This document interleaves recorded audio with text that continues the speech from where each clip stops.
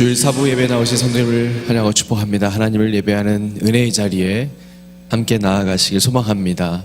우리의 삶 가운데 우리 하나님을 즐거워하면서 또 기뻐하는 그런 묵상으로 채워지는 예배 되기를 간절히 바랍니다. 우리 하나님 앞에 삶을 드리며 나아가는 순간 가운데 우리 하나님께서 우리의 삶과 심령을 자유케 하시고 또 기쁨으로 인도하실 줄 믿습니다. 이 시간 우리의 온 마음과 뜻과 정성을 다한 큰 고백으로 모든 영광과 찬양받기에 합당하신 주님을 즐거워하며 나아가기 원합니다. 이 시간 다 함께 기도할 때 내가 주님을 기뻐합니다, 제가 주님을 즐거워합니다, 우리의 고백과 경배를 받아주옵소서. 함께 기도하겠습니다. 전능하신 아버지 하나님, 우리의 삶의 소망과 기쁨이 되신 하나님을 찬양합니다. 우리의 삶 가운데 하나님을 즐거워하며 하나님을 기뻐하며 살아가는 우리 모두 되게 하여 주옵소서. 주님의 마음을 깨달아 주님으로 가득 찬 그러한 삶을 살게 하시고 온전히 하나님의 뜻대로 온전히 하나님의 기쁨이 되는 우리 모두가 되게 하여 주옵소서. 주님 앞에 우리의 삶을 드리며 나아갑니다. 우리의 모든 것을 주 앞에 드리는 귀한 예배 되게 하여 주옵소서. 나의 생각과 나의 계획과 나의 가진 것 모든 것을 하나님 나라를 위하여 쓰임받게 하여 주옵소서. 우리 가운데 주의 나라가 이루어지게 하시고 주님이 기뻐하시는 그런 삶을 살아갈 수 있도록 우리를 인도하여 주옵소서. 삶 가운데서 지치고 상한 우리의 심령들, 우리의 마음 가운데 주님 임재하셔서 말씀하시고 찾아오셔서 위로하시고 격려하시고 다시 한번 새 힘을 허락하여 주옵소서. 우리의 찬양과 영광받게 합당하신 주님의 이름을 높여드립니다. 이 시간 우리의 마음의 고백이 되게 하시고 언제나 주님만이 영광 받으시며 하나님의 이름만 높여드리는 그한 예배가 되게 하여 주시옵소서. 성령으로 충만케 하여 주옵소서. 주의 영광으로 가득한 예배 되게 하여 주옵소서.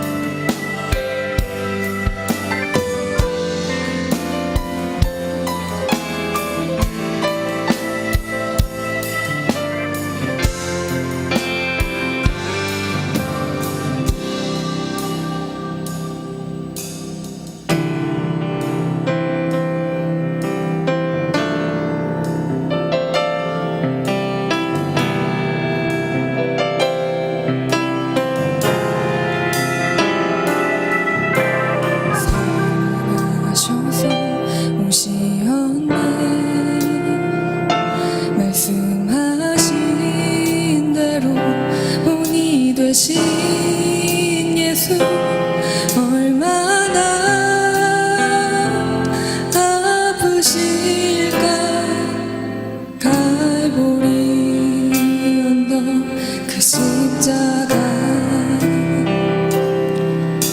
함께 고백하겠습니다. 사랑하셔서 오시었네. 말씀하신 대로 본이 되신 예수, 얼마나 아프실까. 갈보리 언덕 그 십자가 피 흘림 없이 이룰 수 없네. 고난받을 이유 없으신 주, 순종하셨네. 그 십자가 지셨네. 우릴 위해 아버지의 뜻 이루소서. 아버지의 뜻 이루소서. 저며오는 아픔 모두 거두시리. 얼마나 아프실까. 처절한 고통 그 십자가 피 흘림 없이는 피 흘림 없이 이룰 수 없네. 고난받을 이유 없으신 주, 이유 없으신 주, 순종하셨네. 그 십자가 지셨네. 우리를 위해 피 흘림 없이 이룰 수 없네. 고난받을 이유 없으신 주, 이유 없으신 주, 순종하셨네. 그 십자가 지셨네. 우리를 위해 피 흘림 없이는 피 흘림 없이 이룰 수 없네. 고난받을 이유 없으신 주, 순종하셨네. 그 십자가 지셨네. 우리를 위해.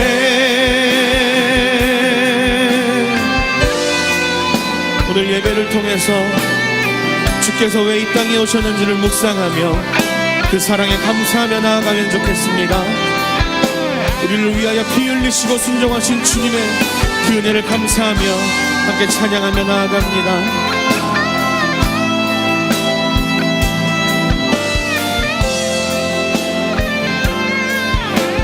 피 흘림 없이는 이룰 수 없네.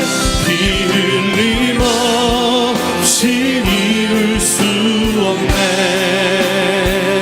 고난받을 이유 없으신 주, 순종하셨네. 그 십자가 지셨네. 우리를 위해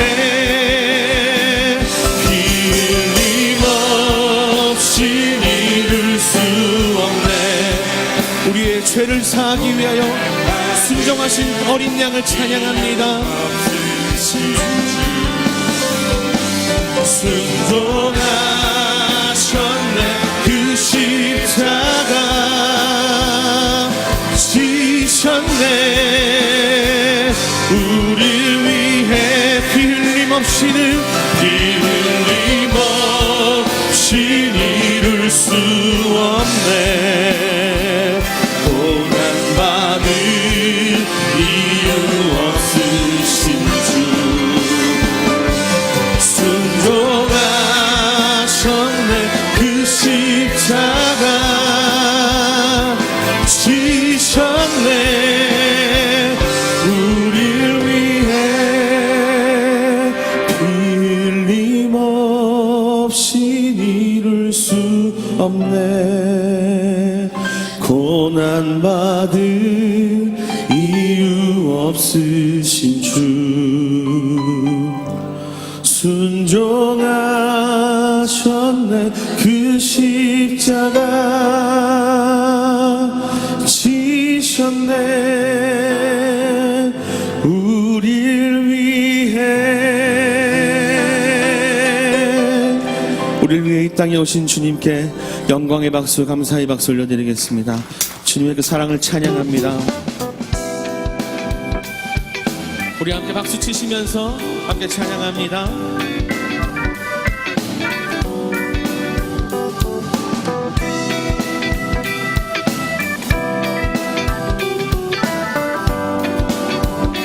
천사 찬송하기를, 천사 찬송하기를, 거룩하신 구주께 영광 돌려보내세. 구주 오늘 나셨네. 크고 작은 나라들 기뻐하라 하여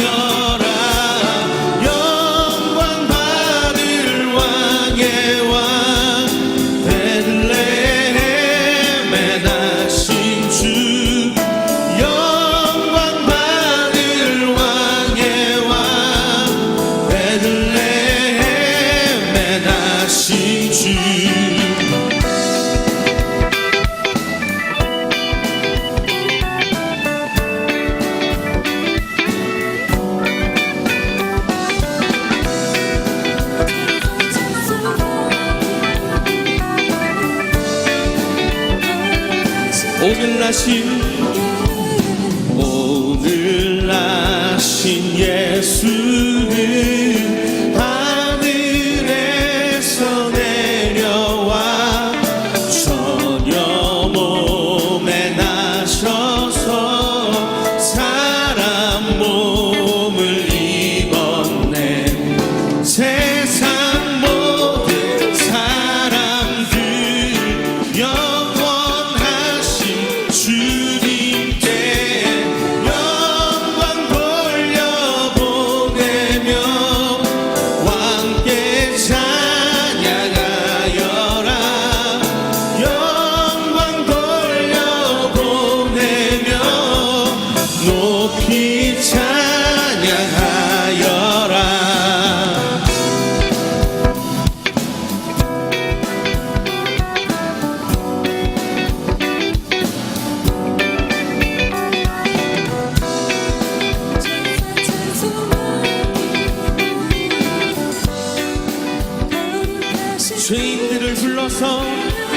죄인들을 불러서 거듭나게 하시고 영생하게 하시니 왕께 찬양하여라.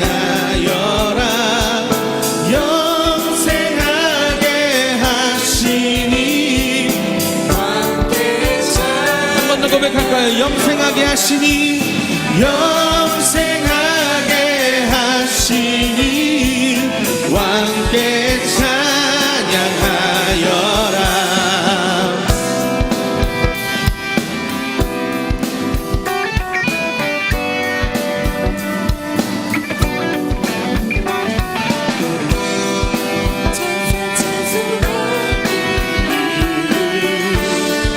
거룩하신 주님께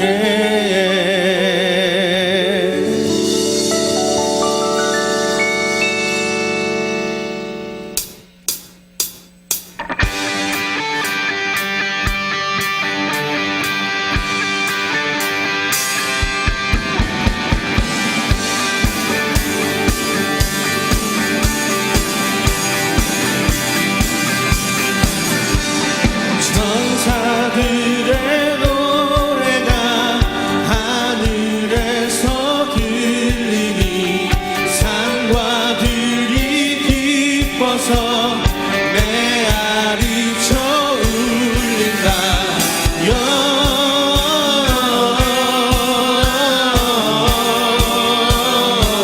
영광을 높이 계신 주께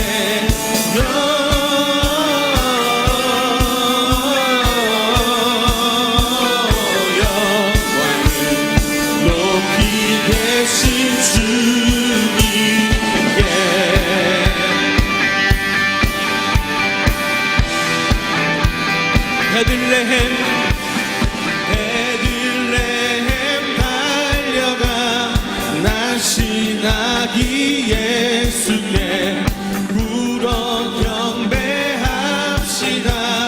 탄생하신 영광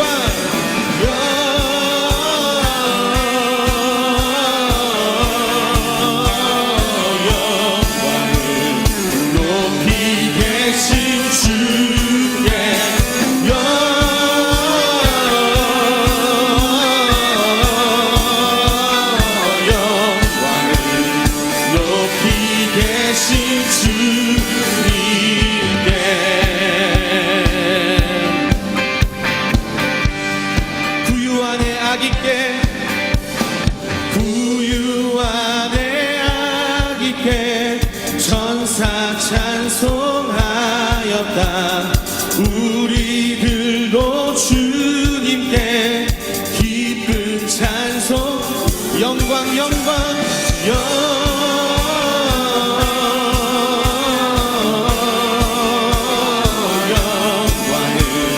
높이 계신 주께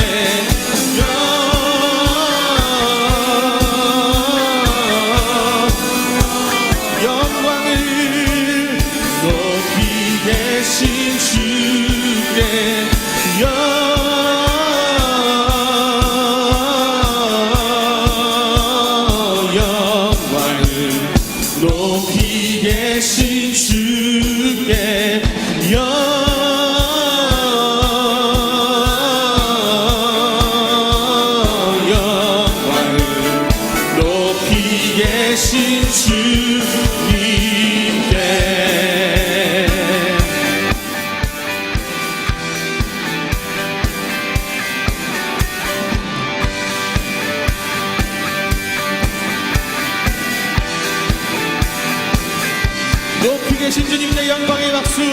감사의 박수 올려드리겠습니다. 할렐루야. 아멘.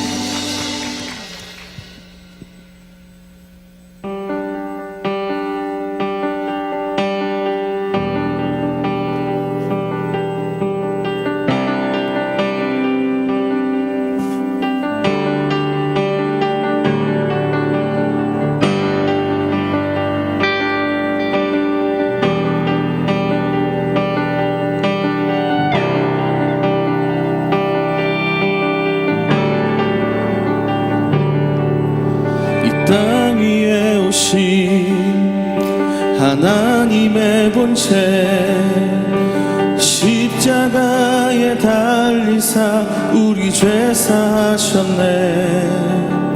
하나님이 그를 지극히 높여 모든 이름 위에 뛰어난 이름을 주사 우리 예수 이름 앞에 절하고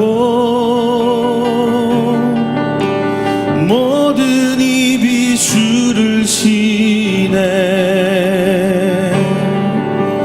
영광 중에 오실 주를 보리라 선포해. 왕께 만세. 존귀와 위엄을 찬양해.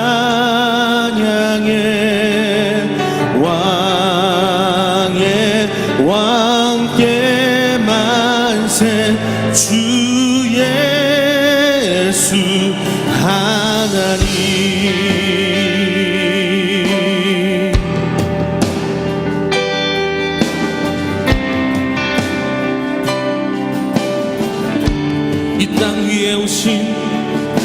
이 땅 위에 오신 하나님의 본체 십자가에 달리사 우리 죄 사하셨네. 하나님이 그를 지극히 높여 모든 이름 위에 뛰어난 이름을 주사 우리 예수 이름 앞에 절하고 주 앞에 나온 모든 이들이 주를 시네. 영광 중에 오실 주를 보리라 선포해. 왕께 만세. 존귀와 위엄을 찬양해.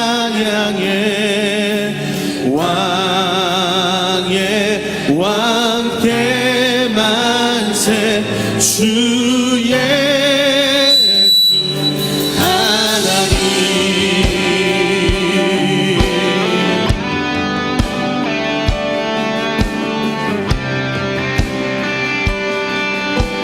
왕께 만세. 왕께 만세.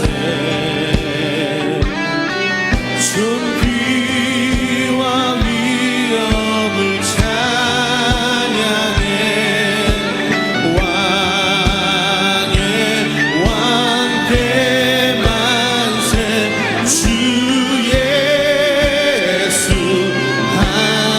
왕께 만세.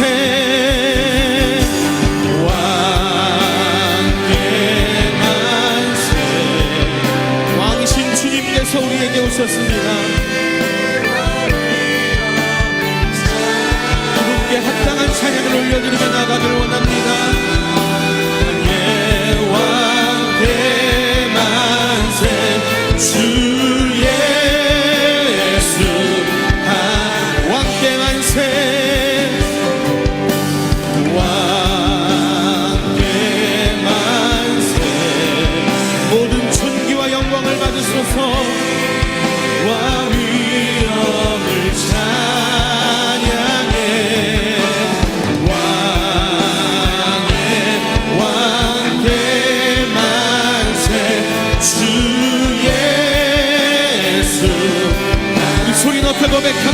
호산나 다윗의 호산나 다윗의 자손에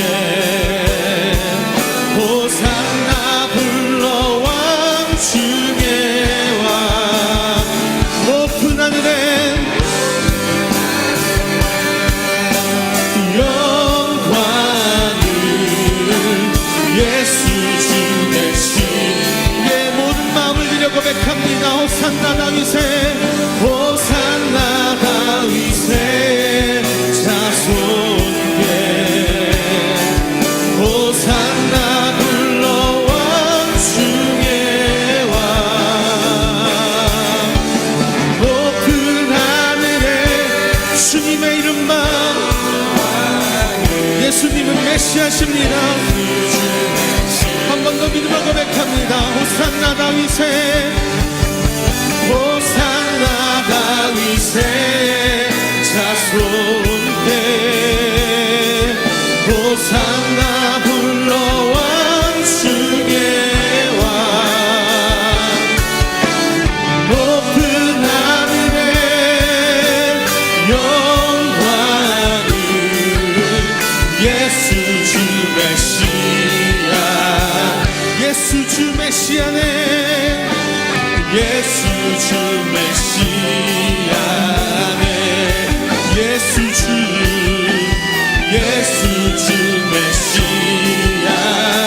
메시아네 예수 주 메시아 그분은 메시아이십니다.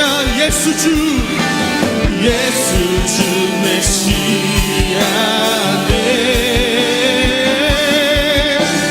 예수 주 메시아네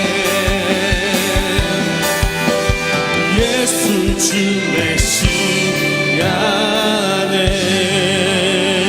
메시아네 우리의 왕이시며 우리를 구원하실 유일하신 분 주님의 이름 한 분만을 높여드립니다.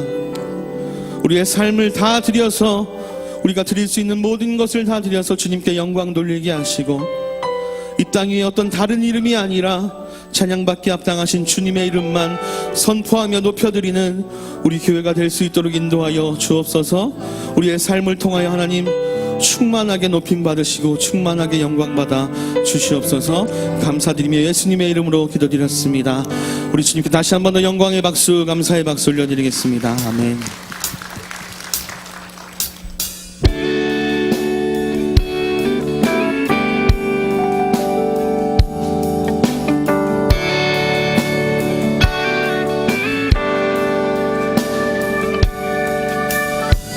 내게 있는 모든 것을 아낌없이 바치네. 사랑하고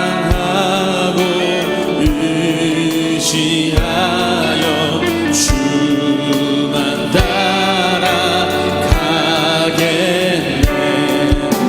주께 드리네. 주께 드리네. 사랑하는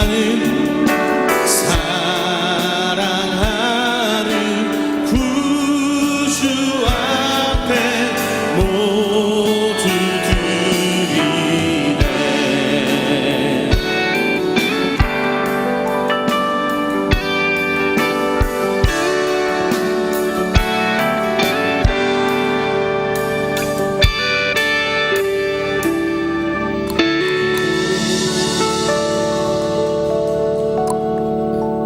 할렐루야. 주일 4부 예배 나오신 성도님을 환영하고 축복합니다. 날씨가 많이 추워졌는데요. 우리 옆사람 인사할 때 건강하시라고 또 행복하시라고 인사하겠습니다. 건강하세요. 행복하세요. 행복한 성탄 맞이하세요. 네. 오늘 4부 예배에 이어서 오늘 5부 예배에는 특별히 사회적 기업 향기 내는 사람들 임정택 대표님의 특강이 있습니다.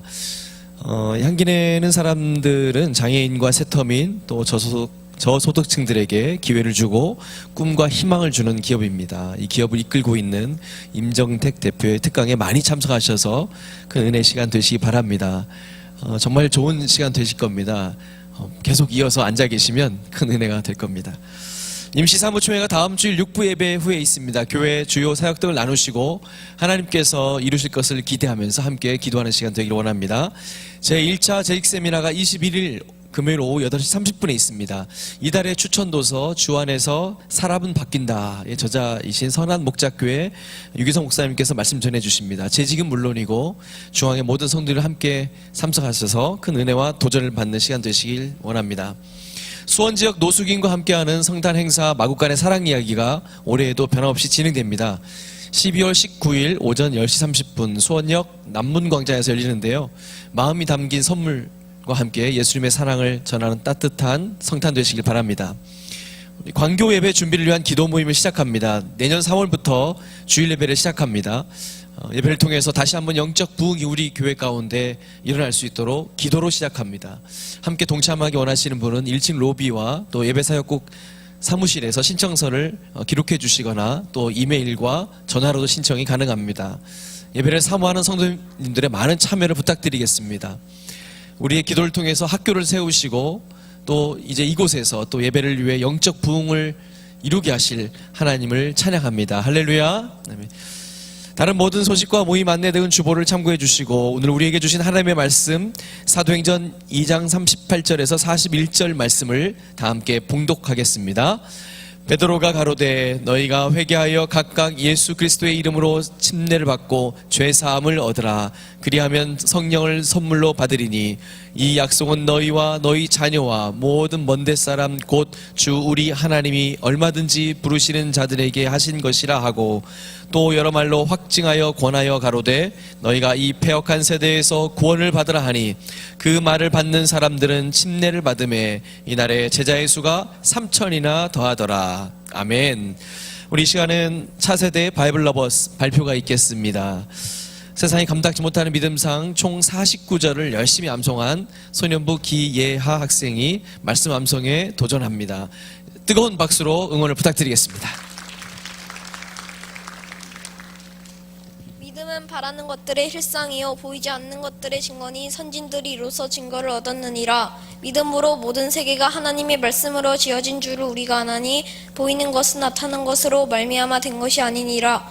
믿음으로 아벨은 가인보다 더 나은 제사를 하나님께 드림으로 의로운 자라 하시는 증거를 얻었으니 하나님이 그 예물에 대하여 증언하심이라. 그가 죽었으나 그 믿음으로써 지금도 말하느니라. 믿음으로 에녹은 죽음을 보지 않고 옮겨졌으니 하나님이 그를 옮기심으로 다시 보이지 아니하였느니라. 그는 옮겨지기 전에 하나님을 기쁘시게 하는 자라 하는 증거를 받았느니라. 믿음이 없이는 하나님을 기쁘시게 하지 못하나니 하나님께 나아가는 자는 반드시 그가 계신 것과 또한 그가 자기를 찾는 자들에게 상 주시는 이심을 믿어야 할지니라. 믿음으로 노아는 아직 보이지 않는 일에 경고하심을 받아 경외함으로 방주를 준비하여 그 집을 구원하였으니 이로 말미암아 세상을 정죄하고 믿음을 따르는 의의 상속자가 되었느니라. 믿음으로 아브라함은 부르심을 받았을 때 순종하여 장래의 유업으로 받을 땅에 나아갈새 갈 바를 알지 못하고 나아갔으며 믿음으로 그가 이방의 땅에 있는 것 같이 약속의 땅에 거류하며 동일한 약속을 유업으로 함께 받은 이삭 및 야곱과 더불어 장막에 거하였으니 이는 그가 하나님이 계획하시고 지으실 터가 있는 성을 바랐음이라. 믿음으로 사라 자신도 나이가 많아 단산하였으나 잉태할 수 있는 힘을 얻었으니 이는 약속한 이를 미쁘신 줄 알았음이라. 이러므로 죽은 자와 같은 한 사람으로 말미암아 하늘의 허다한 별과 또 해변의 무수한 모래와 같이 많은 후손이 생육하였느니라. 이 사람들은 다 믿음을 따라 죽었으며 약속을 받지 못하였으되 그것들을 멀리서 보고 환영하며 또 땅에서는 외국인과 나그네임을 증언하였으니 그들이 이같이 말하는 것은 자기들이 본향 찾는 자임을 나타냄이라. 그들이 나은 바 본향을 생각하였더라면 돌아갈 기회가 있었으려니와 그들이 이제는 더 나은 본향을 사모하니 곧 하늘에 있는 것이라. 이러므로 하나님이 그들의 하나님이라 일컬음 받으심을 부끄러워하지 아니하시고 그들을 위하여 한 성을 예비하셨느니라. 아브라함은 시험을 받을 때에 믿음으로 이삭을 드렸으니 그는 약속들을 받은 자로 돼 그 외아들을 드렸느니라. 그에게 이미 말씀하시기를 내 자손이라 칭할 자는 이삭으로 말미암으리라 하셨으니 그가 하나님이 능히 이삭을 죽은 자 가운데서 다시 살리실 줄로 생각한지라. 비유컨대 그를 죽은 자 가운데서 도로 받은 것이니라.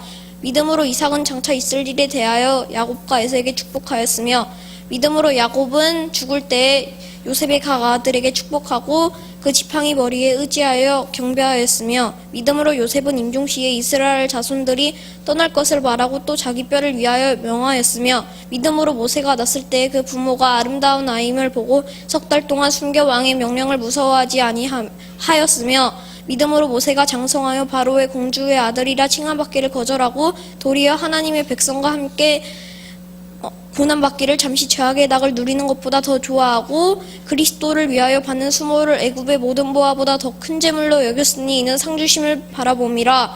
믿음으로 애굽을 떠나 왕의 노함을 무서워하지 아니하고 곧 보이지 아니하는 자를 보는 것 같이 하여 참았으며, 믿음으로 유월절과 피 뿌리는 예식을 정하였으니 이는 장자를 멸하는 자로 그들을 건드리지 않게 하려 한 것이며, 믿음으로 그들은 홍해를 육지같이 건넜으나 애굽 사람들은 이것을 시험하다가 빠져 죽었으며, 믿음으로 7일 동안 여리고를 도니 성이 무너졌으며, 믿음으로 기생 라합은 정탐꾼을 편안히 영접하였으므로 순종하지 아니한 자와 함께 멸망하지 아니하였도다. 내가 무슨 말을 더하리오? 기드온, 바락, 삼손, 입다, 다윗비, 사무엘과 선지자들의 일을 말하려면 내게 시간이 부족하리로다. 그들은 믿음으로 나라들을 이기기도 하며 의를 행하기도 하며 약속을 받기도 하며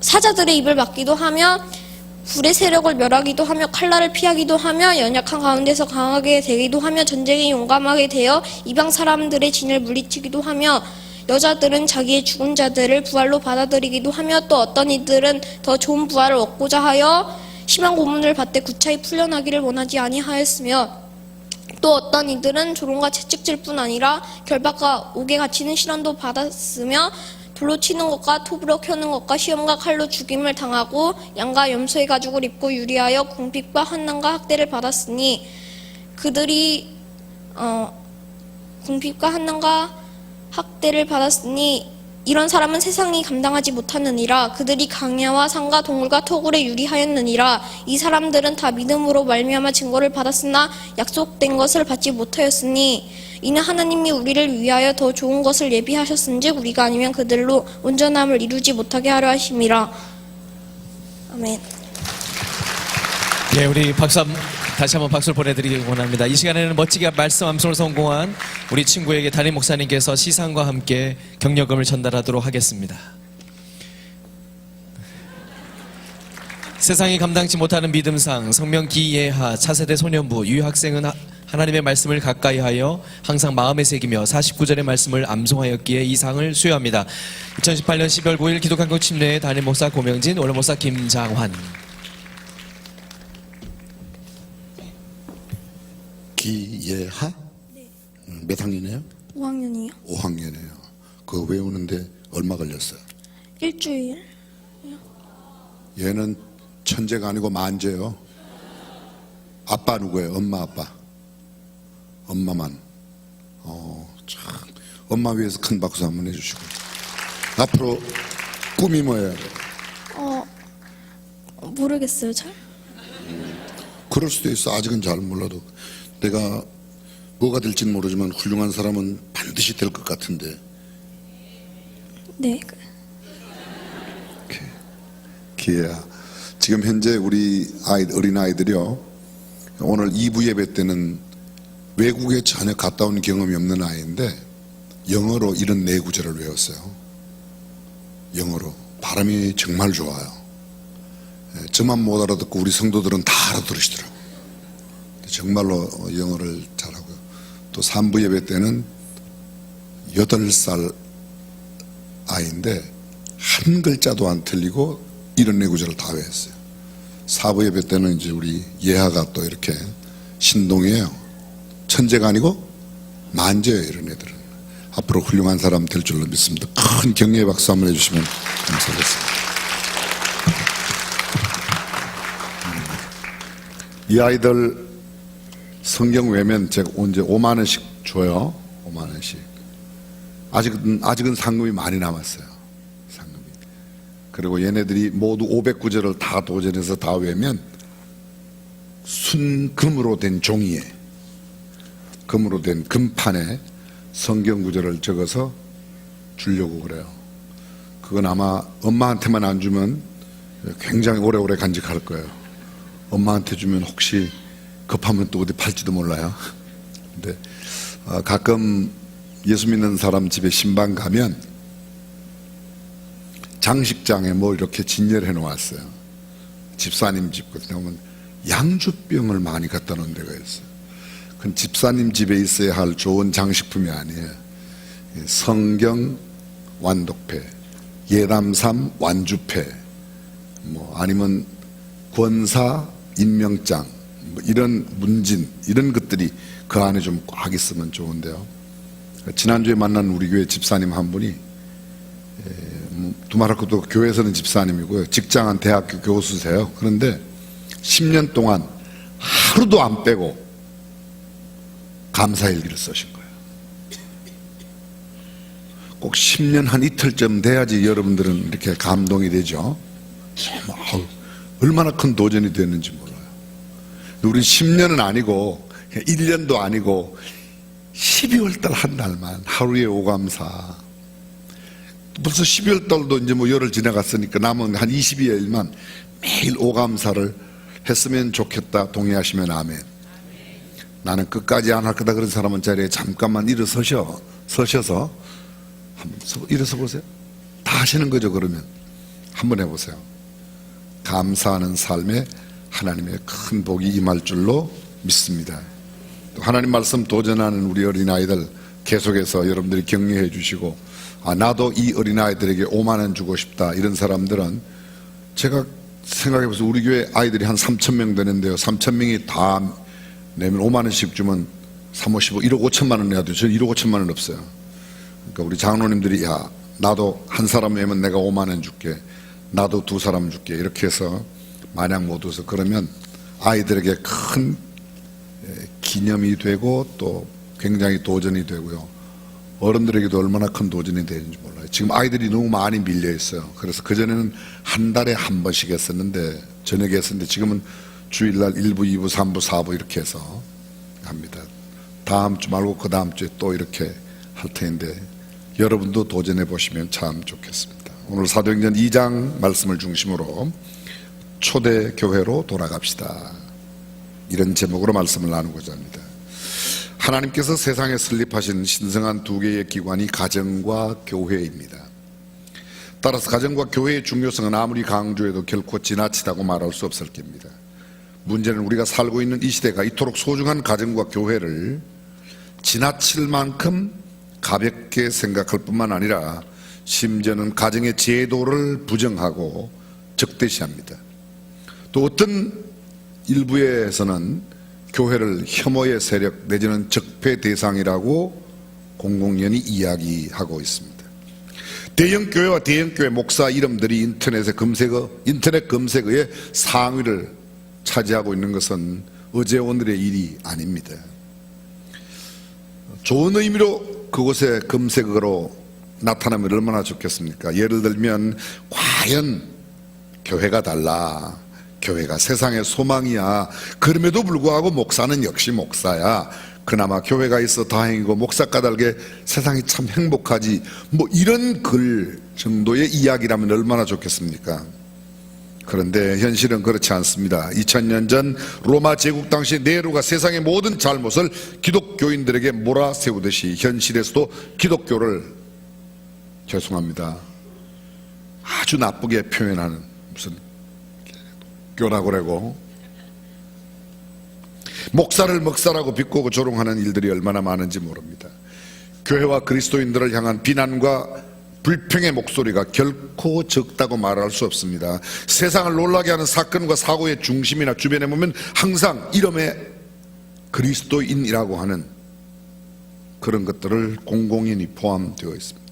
정치, 경제, 사회 전반에 그리스도인인 까닭에 온갖 비난과 핍박과 손가락질을 당하면서도 신앙적인 양심으로 살겠다고 고군분투하는 숭고한 성도들이 있는가 하면 그곳에도 역시 반면에 빛과 소금의 역할을 감당하지 못하는 이름뿐인 그리스도인들이 비일비재합니다. 우리를 비웃고 욕하는 그들을 사단의 세력이라 마귀의 자식이라고 반박하며 핏대를 올리기보다는 그리스도인 스스로가 자신의 신앙과 삶을 깊이 성찰하고 잘못된 길에서 돌이켜 회개하며 올바르고 순수한 성경적인 신앙과 삶으로 변화되어야 할 줄로 믿습니다. 우리 신앙생활을 하며 종종 우리는 이렇게 바랍니다. 초대교회로 돌아가자, 이런 말 하기도 하고 듣기도 합니다. 아마도 우리가 살고 있는 시대 교회가 성경적인 초대교회의 모습에서 너무 벗어나, 본질에서 너무 벗어나 있는 까닭에 이런 말들이 생겨난 것이 아닌가 생각합니다. 하나님의 말씀과 그 말씀에 걸맞는 인격과 삶을 저버린 성도들과 교회의 추한 모습 까닭에 이러한 말들이 생겨났습니다. 외형 지상주의적인 교회, 지극히 세속적이고 물질적인 목회자, 정직함과 순수함이 결여된 기독교인들의 사고와 삶의 태도, 경건한 영성 없는 계산적인 신앙, 희생과 헌신과 봉사가 아닌 물질적인 보상이 있어야 교회에 나와서 청소도 하고 일도 하고 찬양대도 하고 무슨 특송도 하고 꼭 다 계산으로 하는 사치스러운 예배당의 화려한 건축과 장식, 진정한 섬김과 나눔을 넘어선 물량 공세, 복음과 거리가 먼 사람의 비위를 맞추기 위한 메시지, 십자가 없는 영광, 성실한 노력과 땀이 없는 물질적인 축복, 예수 그리스도를 위해 마땅히 지불해야 할 고난과 시험, 능욕받음을 구시대의 유물로 취급하는 비성경적인 믿음의 작태들이 교회 안 깊숙이 들어와 있습니다. 이러한 시대적인 상황 속에서 초대교회로 돌아가자라는 말의 의미는 예수님 중심으로 돌아간다, 말씀 중심으로 돌아간다, 복음의 본질을 회복한다는 그런 깊은 뜻을 담고 있다고 말할 수 있습니다. 소위 교회 내에 있는 교권주의, 권위주의, 율법주의, 물질 만능의 배금주의를 배격하고 하나님 중심주의로, 말씀 중심으로 돌아가는 것이 초대교회로 돌아가는 일이 아닌가 생각합니다. 16세기 말틴 루터를 비롯한 즈빙글리, 존 칼빈, 얀 후스 등 종교개혁자들이 주장했던 내용이 무엇입니까? 소위 라틴어로 말하면 졸라, 오직 이란 말입니다. 그게 five 졸라스가 있어요. 졸라 피데, 오직 믿음, 졸라 그라티아, 오직 은혜, 졸라 스크립투라, 오직 성경, 졸라 크리스토스, 오직 그리스도, 오직 예수, 솔리데오 글로리아, 오직 하나님의 영광을 위하여. 그렇습니다. 오직 믿음으로 구원받습니다. 행함이 아닙니다. 근데 행함을 강조했습니다. 말틴 루터가 로마를 방문하고 로마의 성당의 계단을 무릎으로 올라갑니다. 근데 무릎으로 기어 올라갔던 맨 마지막 층에서 내가 이런다고 구원받을 수 있는가 말씀을 깨닫습니다. 그리고는 걸어 내려옵니다. 그런 성지순례 장소가 있습니다. 성경의 권위 외에 다른 어떤 권위가 없는데 다른 권위들이 교회 내에 들어왔습니다. 교황의 권위, 사람의 권위, 인간이 만들어 놓은 전통과 어떤 윤리의 권위가 있습니다. 오직 은혜입니다. 노력이 아닙니다. 율법을 지킴으로 구원받을 수 있는 사람이 아무도 없습니다. 오직 예수입니다. 예수님 이외에는 구원의 길이 없습니다. 다른 이로서는 구원을 얻을 수 없나니 천하 인간의 구원 얻을 만한 다른 이름을 너희에게 주신 일이 없음이니라. 근데 일부 다른 타 종교에서나 교단에서 마리아론이 있습니다. 마리아도 똑같이 마리아를 통해서도 하나님께 나갈 수 있다. 성자를 통해서도 성인들 세인트 루크, 세인트 마크, 세인트 매튜, 마타, 마가, 누가 뭐 성자를 통해서 갈 수 있다. 그렇지 않습니다. 오직 주님께 나갈 수 있는 길은 예수님 한 분밖에 없는 줄로 믿습니다. 내가 곧 길이요 진리요 생명이니 나로 말미암지 않고 아버지께로 올 자가 없느니라. 그렇습니다. 인본주의적인 교권 남용과 착취, 쇠속과 타락에 대하여 오직 복음의 본질로 돌아간다. 그것이 초대교회로 돌아간다는 겁니다. 여러분, 성경의 핵심이 뭡니까? 구약 올드 테스타먼트 뭐예요? 오실 메시아. 신약 뉴 테스타먼트는 다시 오실 메시아. 다시 오실 메시아. 예수 그리스도를 믿음으로 말미암는 구원이 성경의 핵심입니다. 죄인을 사랑하셔서 죄인을 구속하기 위하여 하나님께서 독생자 예수 그리스도를 이 땅에 보내주셨다. 예수 그리스도가 성경의 핵심이요, 하나님이 우리를 사랑하신 사랑이 성경의 핵심이요, 예수 그리스도의 십자가의 대속 죽음이 성경의 가장 중요한 메시지인 줄로 믿습니다. 초대교회의 실상을 선명하게 보여주고 있는 사도 바울의 13권의 신약 성경 주요 내용이 무엇입니까? 예수 그리스도, 예수. 예수님의 신성과 인성, 예수님의 대속적인 죽음의 십자가, 믿음으로 구원 얻는 것, 하나님의 은혜, 하나님의 사랑, 오직 믿음, 그리고 성화되어 결국은 주님 닮은 모습으로 영광스럽게 glorification, 영화하다는 것, 영광스럽게 변화되는 것이 성경의 주제입니다. 당시에 유대의 율법주의가 만연했습니다. 복음으로 아니고 예수를 믿음으로 아니라 율법을 지켜야 된다. 유대 율법주의입니다. 영지주의라는 이단이 있습니다. 알아야 된다. 언뜻 들으면 맞는 것입니다. 알아야. 여쭤보겠습니다. 아는 게 구원이에요? 믿는 게 구원이에요? 믿음으로 구원받아요. 거짓 교사들이 있었습니다. 개인의 신앙적인 체험을 중요시하는 신비주의가 있었습니다. 천사 숭배사랑, 이런 이단에 대한 경계, 이것이 바울의 메시지입니다. 오늘 우리가 초대교회로 돌아가자라는 말은 한마디로 말하면 예수님 회복, 예수 회복이에요. 요한복음 1장 1절에 태초에 말씀이 계시니라. 이 말씀이 하나님과 함께 계신 이 말씀은 곧 하나님이시니라. 요한복음 1장 14절, 말씀이 육신이 되어 우리 가운데 거하시며. 자, 말씀이 하나님과 함께 계셨습니다. 이 말씀이 곧 하나님이세요. 그런데 이 말씀이신 하나님이, 하나님이신 이 말씀이 육신을 입고 이 땅에 오셨어요. 누구예요? 예수님이에요. 예수님이 곧 뭐예요? 말씀이에요. 오늘날 교회에 말씀이 회복되어야 돼요. 근데 이 말씀의 자리에 대신하고 있는 것들이 많이 있습니다. 저도 인정합니다. 오늘날 교회 강단에 그리스도 이외에 윤리와 도덕, 철학과 논리, 정치, 경제, 그런 것들이 많이 들어와 있습니다. 때로 효과적인 말씀 전달을 위하여 감동적인 예화나 또 예배당의 예배의 분위기를 위해서 유머를 쓸 수 있다. 저는 용인할 수 있다고 생각해요. 그러나 그 어떤 유머와 어떤 감동적인 예화도 하나님의 말씀을 대신할 수는 없는 줄로 믿습니다. 윤리적인 교훈과 삶의 지혜가 있어야 합니다. 그러나 예수 그리스도 복음보다 결코 앞설 수 없습니다. 성경 속에 위대한 인물들, 영웅이 있습니다. 근데 영웅을 이야기하는 것은 좋은데 영웅보다 더 소중한 것은 그 영웅을 영웅되게 하신 예수 그리스도, 영웅되게 하신 하나님의 능력과 하나님의 권세를 높여야 될 줄로 믿습니다. 종종 성경 속에 인물 강해를 합니다. 인물 설교를 합니다. 그럴 때 어쩌면 요셉을 너무 강조한 나머지, 다니엘을 너무 강조하는 나머지 하나님이 선포되지 않고 다니엘이, 요셉이 영광을 받게 하는 경우가 있습니다. 올바른 태도가 아닙니다. 모세를 위대하게 만드신 하나님이 존귀함을 받으셔야 하고, 요셉을 존귀하게 만드신 하나님께 영광을 돌려야 하고, 다니엘을 통하여, 에스더를 통하여, 룻을 통하여, 성경 속의 수많은 인물들을 통하여 하나님 그분이 얼마나 위대하신 분인지 그분이 찬양을 받으셔야 하고, 예수님 그분이 빛나야 될 줄로 믿습니다. 그것이 우리가 오늘 회복되어야 될 내용이에요. 두 번째가 뭔가 하면 영력, 영적인 능력을 회복하는 겁니다. 그 요사의 아이들 말로 영빨이 회복돼야 돼. 영빨이. 영빨이 뭐죠? 제가 아주 쉬운 말로 사부 예배 때는 좀 캐주얼하게 말씀을 전해보면요, 이 사람이 영력이 있는 사람인가 없는 사람인가를 알 수 있는 방법이 뭐예요? 잊어주셔서 감사해요. 들으면 다 생각날 거예요. 그 사람한테 예수 안 믿는 사람을 딱 붙여보면, 그 안 믿는 사람이 이 사람 따라서 나와서 예수 믿으면 이 사람 영역 있는 사람, 그 안 믿는 사람을 붙여놨더니 이 사람이 이 사람 따라서 주일날 낚시 가고 등산 가고 골프 가면 이 사람은 영역 없는 사람. 그 사람의 성품이 예수님을 닮았는지 안 닮았는지 어떻게 하면 알아요? 찔러보면 안다고 그랬지 않습니까? 찔러보면. 괜히 찔러보면 내 안에 사랑이 가득한 사람은 사랑이 나오는데, 내 안에 분이 가득한 사람 찌르면 분이 확 나오게 돼 있습니다.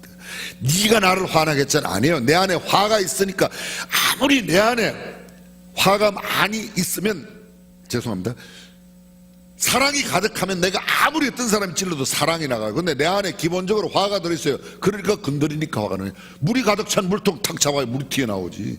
거기에 물이 아니고 술이 가득 차면 뭐가 나와요? 술이 나와요. 사람들이 나를 건드려서 막 욕이 나가고 막 쌍화탕이 나가고 이러면 이건 뭐예요? 내 안에 그런 게 꽉 차 있는 거예요. 다 알아들으시네요.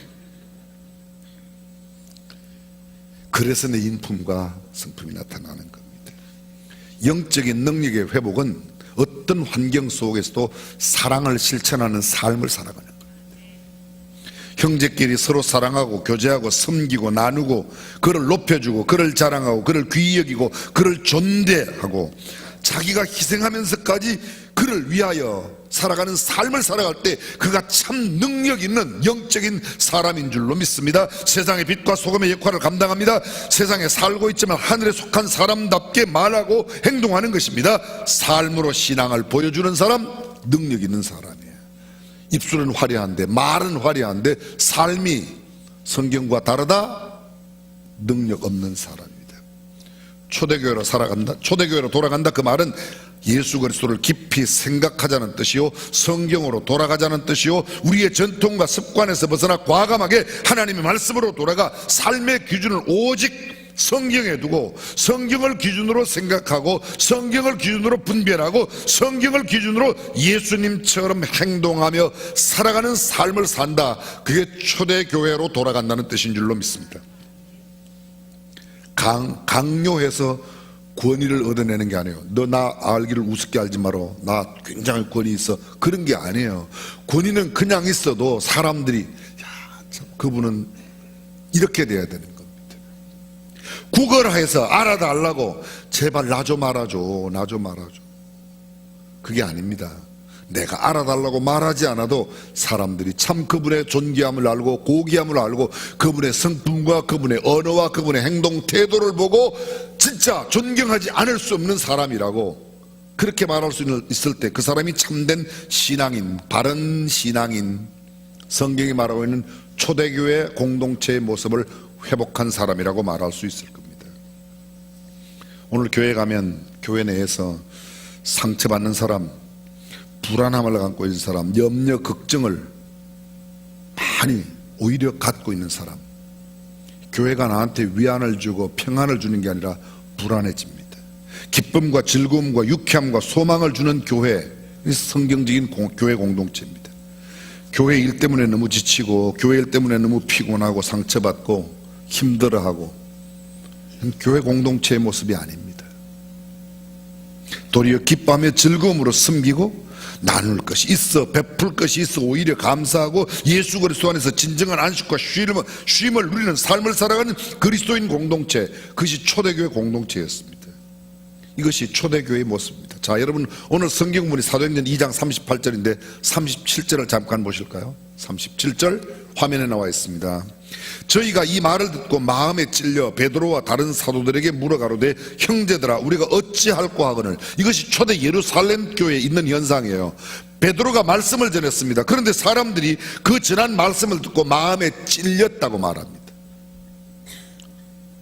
여러분 이렇게 생각해 보십시오. 내가 어떤 말씀을 듣고 내 마음에 찔리면 기분이 좋아요, 안 좋아요? 좋아요? 안 좋죠. 예배당에 나와서 기분 안 좋은 일이 있어야 돼요. 하나님의 말씀을 듣고 이건 뭐야, 소위 말하면 거룩한 고민과 번민 가운데 내가 어찌해야 되지? 이런 마음들이 있어야 됩니다. 도전합니다. 여러분은 말씀을 들을 때 내가 어떻게 해야 되지? 이런 마음이 들어요? 야, 네 설교 듣고 그렇게 되겠나? 하나님의 말씀 앞에 그게 돼야 돼요. 그게 초대교회의 모습이에요. 그 다음 계속해서 보십시오. 내가 어찌할꼬, 우리가 어찌할꼬, 도대체 어떻게 해야 됩니까? 목사님, 장로님, 권사님, 우리가 어떻게 해야 되겠습니까?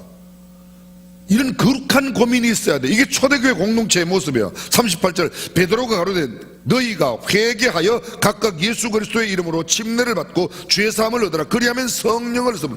회개하라, 축복받으라가 아니에요. 회개하라.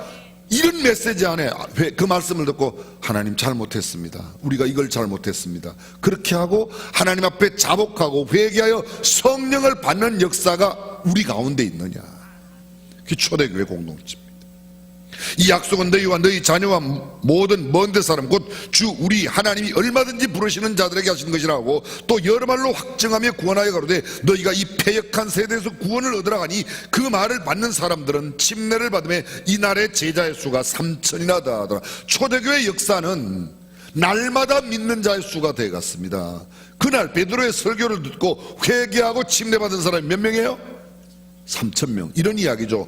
초대교회 공동체 같은 교회는요 지난주에 우리 교회 50명이 와서 예수 믿었어요. 지난 수요일에도 5명이 새로 와서 예수를 믿고 하나님의 자녀가 됐어요. 아멘 좀 하세요. 아멘. 그렇게 되기를 바라는 것도 아멘이니까. 안 그런데 너무 정직해서 여러분들은 꼭 그래야만 아멘 하시는 줄로 아는데, 그렇게 되기를 바라도 아멘 합니다. 아멘. 그게 초대교회 공동체의 모습이에요. 그 다음 구절을 보십시오.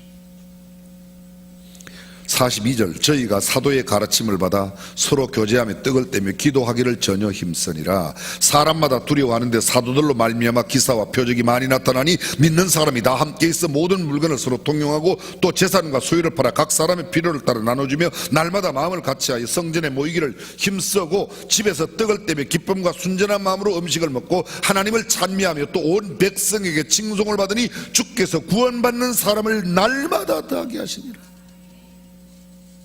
초대교회 역사는 매일매일 말씀 가운데 그들이 예배 공동체로 모이고 기도하고 서로의 있는 것 없는 것을 나누어 함께 공동의 삶을 살면서 믿는 자의 수가 날마다 더해갔다는 겁니다. 초대교회의 가장 큰 특징이 뭐예요? 초대교회 성도들의 굉장히 아주 독특성이 있습니다. 그건 그들 모두가 상당 부분의 사람들이 예수님을 직접 경험한 사람들이에요. 여러분 생각해 보십시오. 예루살렘 교회에 있는 사람들은 어쩌면 예수님의 많은 기적들을 본 사람이에요. 예수님께 직접 하나님의 말씀을 들은 사람들이 예루살렘 교회에는 있었을 겁니다. 주님을 따랐던 무리들 가운데 그 교회 공동체 안에 있었을 거예요. 오병이어의 기적, 보리떡 5개와 물고기 2마리로 5,000명이 먹을 때 어쩌면 그 자리에 있었던 사람이 예루살렘 교회 성도 가운데 있었을 겁니다. 죽었던 나사로가 살아나는 장면에 그것을 목격했던 사람이 그곳에 있었을는지도 모릅니다. 뿐만 아니라 초대교회 예수님이 십자가에 달리는 모습, 그리고 예수님께서 죽으셨다가 장사한 지 사흘 만에 부활하신 그 예수님을 만난 사람들이 그곳에 있었을 겁니다. 성경은 이렇게 말합니다. 부활하신 주님을 본 사람들이 한꺼번에 500명이 있었다고 고린도전서 15장에 이야기하고 있습니다. 그 500명 가운데 어쩌면 몇몇 사람들은 지금 예루살렘 교회의 성도가 되어 있었을 겁니다. 한마디로 말합니다. 예수님을 직접 경험한 사람들이 예루살렘 교회에 있었어요. 도전합니다. 여러분은 주님을 직접 만난 경험이 있습니까? 내가 예수님을 만난 경험이 없다면 예배당 공동체의 일원은 되었을는지 모르지만 정말 천국 시민의 공동체, 천국 시민으로서의 자격이 내게 있는가 생각해 볼 필요가 있습니다. 초대교회 예수님의 제자 베드로가 위대한 사도로 그 교회 담임 목사였어요. 고명진 정도가 아니고 여기는 베드로가 담임 목사였다는 거예요. 제가 학교 공부는 더 많이 했어요. 베드로는 그냥 갈릴리 어부대학 나왔으니까 별로인데, 그러나 베드로는 주님을 직접 경험한 수제자 아닙니까? 고명진이 같은 그 주변에 얼진도 못하는. 근데 베드로가 초대 예루살렘 교회에 요사의 말로 바꾸면 담임 목사였잖아요. 이렇게 표현이 없어요.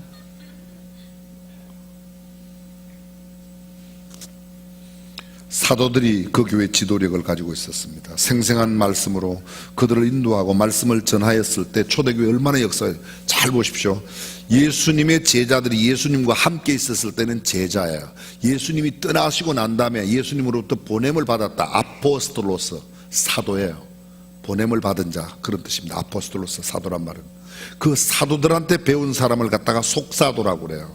속사도에게 배운 사람들을 교부라고 그럽니다. 교부 시대의 사람들에게 배운 사람들을 믿음의 제자, 성도, 그리스도인, 우리는 그 뒤를 이어온 사람들이에요. 그래서 우리 지금 그리스도인들이에요. 우리 보고 무슨 그런 초대교회 교부나 사도라고 그렇게 표현하지 않습니다. 물론 영적인 넓은 의미로 보면 우리가 다 주님의 제자이지만 예수님이 살아계실 때 함께했던 제자들, 그들이 예수님 떠나시고 난 뒤에 사도, 사도 다음에 속사도, 속사도 다음에 교부, 교부 다음에 예수님을 계속해서 배워 우리는 오늘까지 우리에게 복음이 내려왔던 겁니다. 초대 예루살렘 교회가 어떻게 세워졌습니까? 오순절 성령 강림으로 이루어졌습니다. 물론 교회마다 나름대로 기도하고 세우지만 초대 예루살렘 교회는 오순절 성령이 임함으로 그들이 다 성령의 충만함을 받고 성령이 말하게 하심을 따라 그들의 언어 생활이 시작되었고, 성령이 말하게 하심을 따라 각기 다른 언어들로 본도와 갑바도기아 여러 가지 여러 나라에서 무려 18개 지방에서 온 사람들이 자기네 방언으로 이야기를 하는데 난곳 방언으로 알아들었습니다. 난곳 방언이 뭐예요? 자기 모국어로 알아들었다는 겁니다. 중국 사람은 중국말로 하는데 한국 사람은 그 중국말을 한국말로 알아듣고 일본 사람은 그 중국말을 일본말로 알아들었다는 거예요. 이것이 사도행전 2장에 나타나는 예루살렘 교회의 성령의 역사였습니다. 초대교회 이런 성령의 능력과 역사였습니다. 다시 도전해 봅니다. 우리 교회에 내 신앙의 삶에 그런 성령의 역사가 있는가? 초대교회 극한 환난과 고난 가운데 존재했습니다.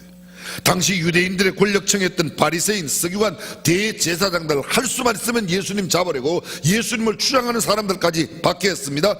그것뿐만 아닙니다. 로마 군대들도 로마의 정치 권력과 로마의 군인들이 얼마나 많은 그리스도인들을 박해했는지 모릅니다. 여러분 기억나십니까? 네로 황제 때 예수 믿는 사람들을 사자굴 속에 집어던지고 큰 원형 경기장에 사자를 굶겼다가 사람들을, 예수 믿는 사람들을 그 사자의 밥이 되게 하고 통에 넣어서 톱으로 켜서 사람들의 몸에 그냥 이 짐승의 생가죽을 입혀서 던져놓으면 가죽이 햇볕에 오그라들게 해서 죽게 만드는, 표현할 수 없는 수많은 일들이 얼마나 많아요. 칼로 배임을 당하고, 그럼에도 불구하고 그들은 신앙을 지켰습니다. 우리가 성경 속에 베드로가 감옥에 갇혔어요. 요한이 감옥에 갇혔습니다. 스데반이 순교당했습니다. 야고보도 죽임을 당했습니다. 그러나 그들은 그런 생명을 건 위협 가운데서도 결코 좌절하지 않았습니다. 그대로 그들의 신앙을 가지고 있었습니다. 이 초대교회의 모습이에요. 우리는 흔히 초대교회의 모습 그러면 굉장히 아름답고 이런 것이라고 생각합니다. 성경은 그렇지 않습니다. 초대교회에는 우리가 어찌할꼬 통회하며 회개하는 역사가 일어났습니다. 내가 어떻게 해야 되겠는가? 거룩한 번민과 고민이 있었습니다. 예수 믿는 건 행복만 있는 게 아니에요. 기쁨과 즐거움이 있지만 반면에 거룩한 고민, 내가 어찌해야 되는가? 어떻게 하면 내가 구원 얻을 수 있는가? 어떻게 하면 하나님의 뜻대로 사는가 하는 그런 도전의 마음, 그런 마음들이 있어야 되는 거예요. 그것이 진정한 초대교회의 아름다운 공동체의 모습입니다. 교회, 초대교회 5가지 특징이 있습니다. 소위 그것을 교회의 5대 기능 내지는 5대 임무라고 말합니다. 첫 번째, 예배입니다. 사도행전 2장 46절입니다. 날마다 마음을 같이하여 성전에 모이기를 힘쓰고, 날마다 성전에 모이기를 힘썼다는 겁니다. 우리는 일주일에 한 번은 쉽게 나와요? 근데 한 번도 간신히 모는 분 있어요? 있어요. 불과 30년, 한 3, 40년 전만 해도요, 한국교회 성도들이 정말 잘 모였어요. 여의도에 모이세요. 그럼 막 100만 명씩 모였어요. 요새는 여의도에, 거기 뭐하러 가? 안 가요. 안 모여요. 히브리서 10장 24절 25절 서로 돌아보아 사랑과 선행을 격려하며 모이기를 피하는 어떤 사람들의 습관과 같이 하지 말고 오직 권하여 그날이 가까움을 볼수록 더욱 그리하자. 한마디로 말하면 모이기를 힘쓰라는 거예요. 근데 잘 안 모여요. 예전에는요, 주일날 오전에 나오고 저녁에 나오고 수요일날 저녁에 나오고 금요일날 저녁에 나오고 금요일날 구역예배 드리고 새벽마다 나오고. 근데 요새는 일주일에 한 번만 나가면 되지 뭘 또 저녁에 왜 나오라고 그래? 그죠? 아니 우리 이야기 하는 건데 뭘 그렇게 이상하게 생각하세요? 우리가 그런 마음 먹고 있잖아요. 아우 또 나오라고 그래? 12월 셋째 주나 넷째 주 있고 크리스마스 날 또 예배 있고 송구영신 예배 있고 1월 1일 예배 있고, 그래서 내년도는 1월 1일 예배 안 드리려고 그래요. 좋아하셔야 되는데 또 안 좋아하셔요. 1월 1일 날 낮 예배는 안 하고 1월 1일 저녁에만 예배를 드리려고 그래요. 송구영신 예배 12월 31일 날 밤 8시 9시부터 와서 12시 지나서 한 12시 반 1시까지 있다가 들어가서 한쪽 눈만 감았다 뜯어 벌써 아침에 또 교회 와야 되니까 너무 힘들어서 그래서 1월 1일 오전 신년 예배는 1월 1일 저녁, 2일 저녁, 3일 저녁, 4일 저녁까지만 저녁 신년 부흥성회를 하려고 그랬는데 괜찮아요? 안 괜찮아도 할 거예요.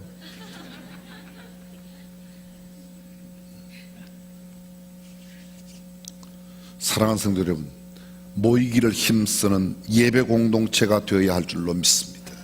두 번째가요, 말씀 교육과 오로지 기도입니다. 42절, 그들이 사도의 가르침을 받아 서로 교제하고 떡을 떼며 오로지 기도하기를 비난다. 사도의 가르침이 있었고 그 가르침을 배우는 성도, 가르침과 배움, 이것을 교육이라고 말합니다.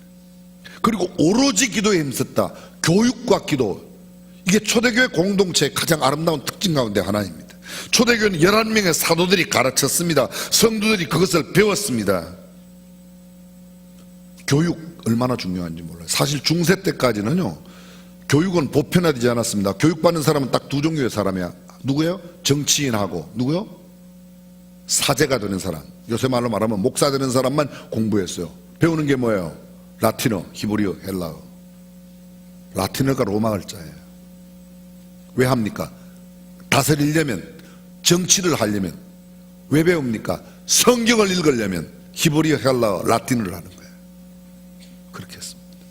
일반 평민들은 공부할 필요가 없어요. 시키는 일만 하면 되는데 농로가 무슨 공부가 필요해요.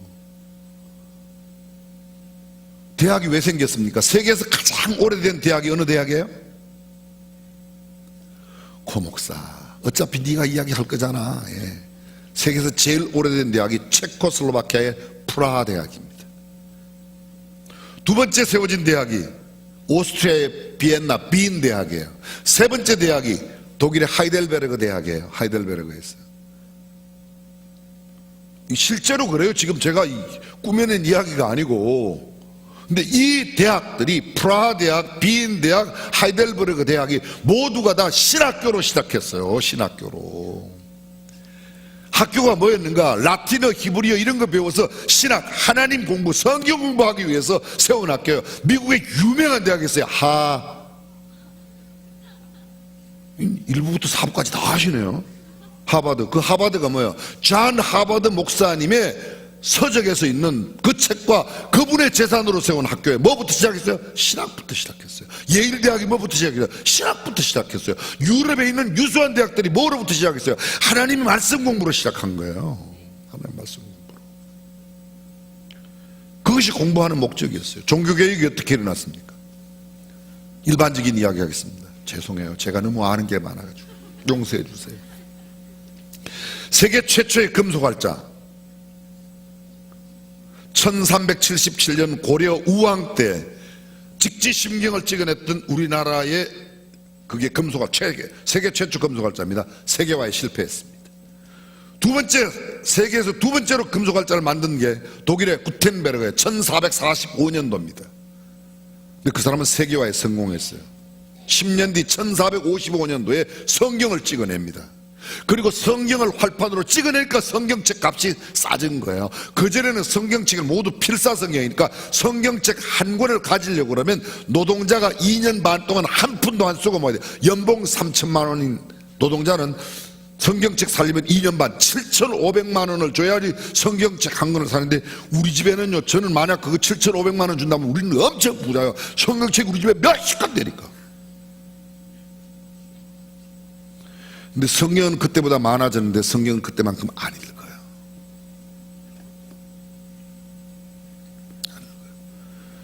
성경이 많이 인쇄가 되고 보급이 되니까 성경책 값이, 그전에는 큰 성의 성주나 중세 때 있었던 큰 신학교에 성경책 한 권 있는 겁니다. 제가 1990년도에 아프리카 나이지리아에 갔어요.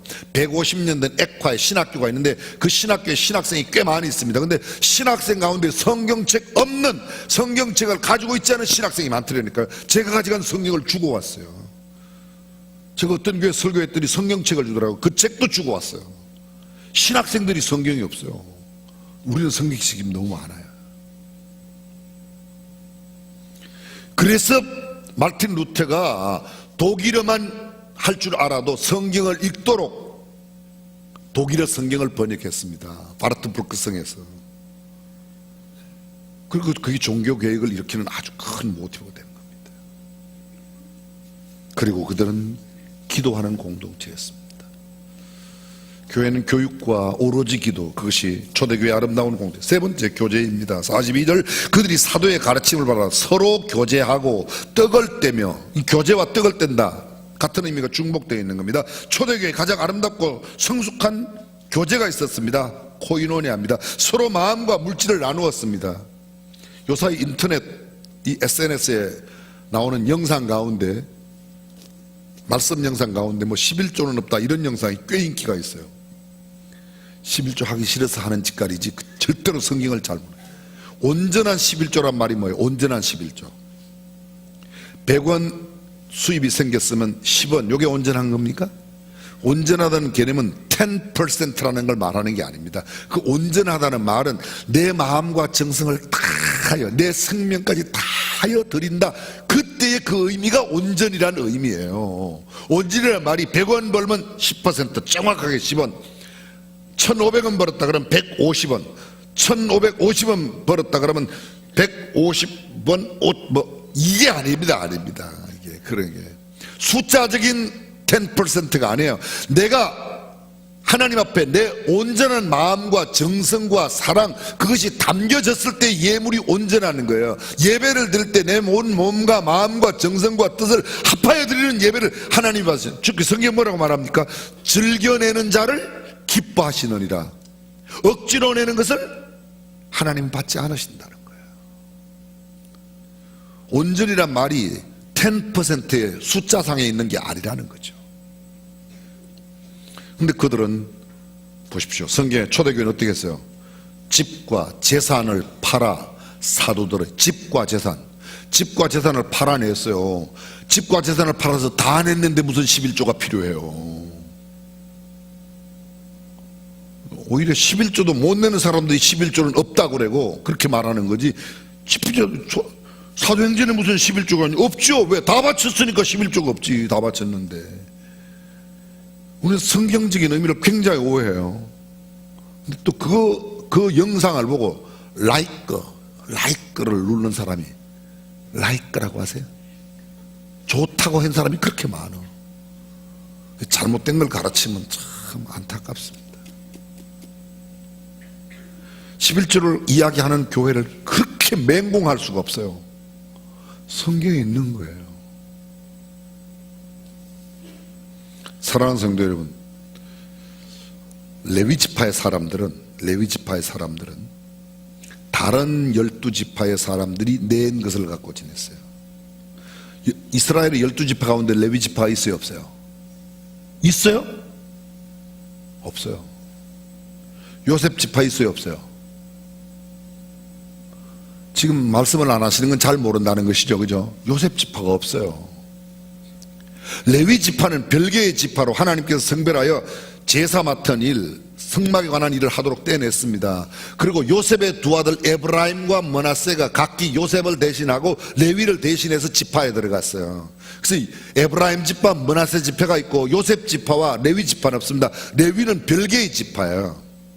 다른 모든 12개의 지파들이 각기 10분의 1을 레위 지파에게 내는 겁니다. 그럼 레위 지파의 몫은 얼마예요? 각기 10%씩 내면 모두 몇 퍼센트예요? 레위 지파는 120%. 다른 지파는 10% 냈으니까 얼마예요? 90%예요. 그렇죠? 그럼 여기는 90%보다 레위 지파가 120%니까 여기가 훨씬 더 많겠죠? 그렇죠? 이해가 되시죠? 산수가 잘 돼야지 성경 이해가 빨라요. 근데 잘 들어보세요. 레위 지파의 사람은 숫자가 적어요.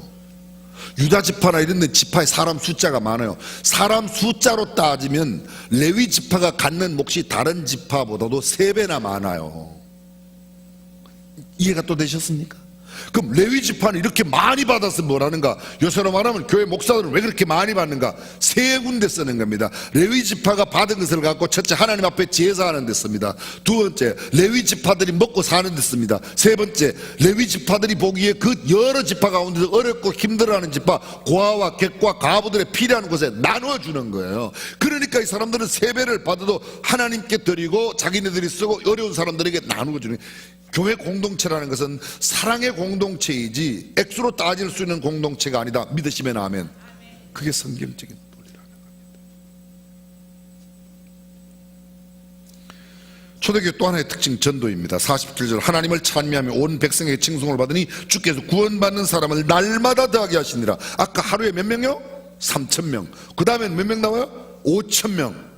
오늘 성경에 뭐라고 보니까 날마다 믿는 자의 수가 되었다. 날마다 믿는 자의 수가 되었다. 제가 가끔 그래요. 우리 목사님들끼리 모이면 어떤 목사님이 자기가 타는 자동차가 뭐다 이런 걸 이야기해요. 목사가 그렇게 자랑할 게 없어가지고 자동차 타는 거 자랑하냐? 야, 너네 교회 지난주에 예수 믿은 사람이 몇 명이나 이런 거 좀 자랑 좀 해봐. 아멘 안 하시는 거 봐요 또. 네? 자동차가 중요한 게 아니잖아요. 만약 자동차가 중요하다 그러면 저는 빚을 내서라도 에쿠스 탈 거예요. 그게 아니에요. 만약에 에쿠스 타서 예수 믿는 사람이 생긴다고 그러면 에쿠스 타야도 안 타야 돼요? 타야 돼. 근데 에쿠스 타면 너희는 에쿠스를 타라 그리하면 너희 교회에 새 가족이 늘어나리라 그런 구절이 없잖아 성경에요. 뭐를 긍지로 삼고 있습니까? 잃어버린 영혼이 구원받는 일이 우리의 긍지가 되고 우리의 자부심이 되고 우리의 매력이 되고 할렐루야.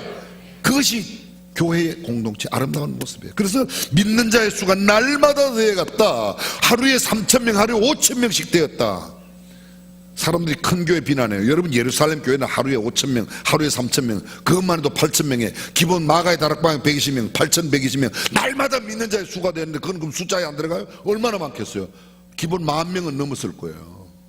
큰 교회라고 그렇게 함부로 욕하는 것도 아니고 작은 교회가 꼭 매력적인 것도 아닙니다. 큰 교회라고 의시될 것도 없지만 욕먹을 것도 아니에요. 그러나 가장 중요한 것입니다. 우리는 복음에 빚을 졌기 때문에 복음은 구원의 능력이 있기 때문에 복음을 전하지 않으면 우리가 화를 당하기 때문에 그리고 이 복음 이외에는 구원의 길이 없기 때문에 복음을 전해야 될 줄로 믿습니다.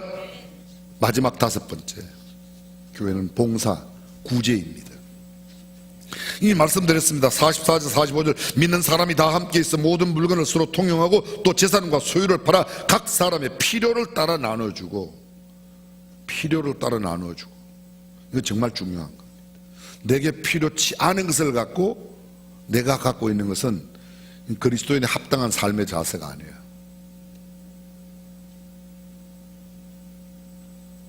이해가 됐어요? 그래요? 참 어려워요. 근데 필요치 않은데도 우리 집엔 피아노를 지금 계속 몇 년째 안 치는데 피아노 있어요. 자꾸 주고 싶은데 제가 제 아내가 무서워서 못 줘요. 결혼할 때 제 아내가 첼로를 가져왔어요. 제 아내가 예전에 첼로를 좀 했어요. 너무 한 번도 안 쓰길래 그냥 누가 첼로 한다고 그래서 제가 갖다 줬어요. 직사게 하다 맞았어요. 왜 남의 첼로를 갖다 주는? 안 쓰는데 필요한 사람이 있다고 그래서 내가 주었는데 저는 상당히 성경적으로 살았는데 성경적으로 사니까 박해를 받더라고요.